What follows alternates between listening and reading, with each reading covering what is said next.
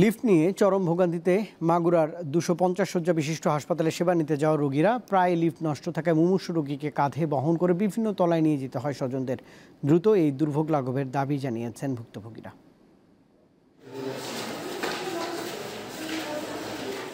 জরুরি বিভাগের চিকিৎসক জানান, স্ট্রোক করেছেন 40 বছর বয়সী আব্দুস সবুরের স্ত্রী শিমু পারভিন। তাকে নিতে হবে মাগুরা 250 শয্যা বিশিষ্ট হাসপাতালের 6ষ্ঠ তলায়, কিন্তু লিফটের সামনে যেতেই দেখেন নষ্ট।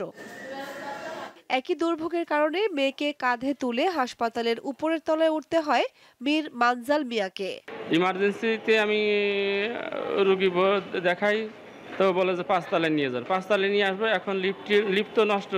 এখন যে উপরে উঠবো, লিফট নষ্ট, কিন্তু আমার গাড়ি করে উঠতে হলে আমি নিজেই তো উঠতে পারি না, আমি গাড়ি করে কিভাবে উঠবো? 2017 সালে 100 থেকে 250 শয্যায় উন্নীত হওয়ার পর থেকে কোনো রকমে চলছে হাসপাতালের কার্যক্রম। এর মধ্যে বর্তমানে আরেক সমস্যা হয়ে দাঁড়িয়েছে লিফট। প্রায়ই 2টি লিফটই নষ্ট থাকে।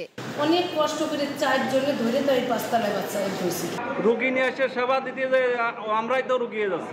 যে গরম পড়তেছে তাতে আমাদের আসলেই আমরাই রুগিয়ে পড়তেছি। যেখানে শিশুরা থাকে তার পাশেই যে আপনার কি পরিমাণ ময়লা ফেলে রাখছে তার কোনো পরিষ্কারের কোনো দেখি। হাসপাতাল কর্তৃপক্ষ জানায়, লিফটে দুর্বল যন্ত্রাংশের কারণে এমন অবস্থা তৈরি হয়েছে। যারা হার্টের পেশেন্ট তা কোনো মতেই উপরে উঠতে পারেন না। এই লিফটের সংরক্ষণের দায়িত্বে আছেন গণপূর্ত বিভাগ।